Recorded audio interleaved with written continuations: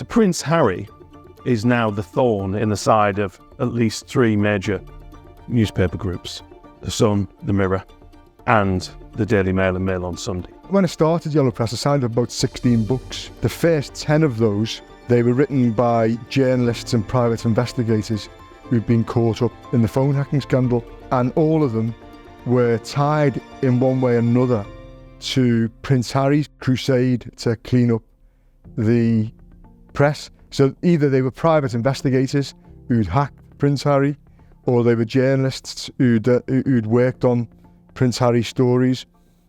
You know, for example, I signed Glenn Mulcair up, the person who hacked Prince Harry, Greg Miskew, who'd instructed him to hack Prince Harry, Danno Hanks, who'd investigated Harry while he was being a bit of a playboy in the States, Duncan Larkham's book. Duncan was the royal editor of The Sun, who'd reported on Prince Harry's stories for years. It's essential that we're able to access characters like the journalists who were involved, the private investigators, in order to piece together the puzzle really about how many of the stories that we see sensationalised about people like Prince Harry have ended up in our newspapers. You know, this has turned his life on its head, and his war against the newspapers is basically relying on the evidence of people like this. So, you know, for him it's critical, but it's also really interesting to see, you know, the mechanisms at work, not just, you know, the newspaper stories, but how they ended up there and the illegal means by which they did.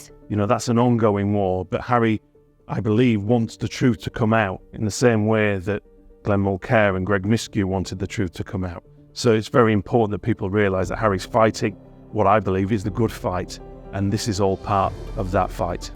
The book series is called Prince Harry's War.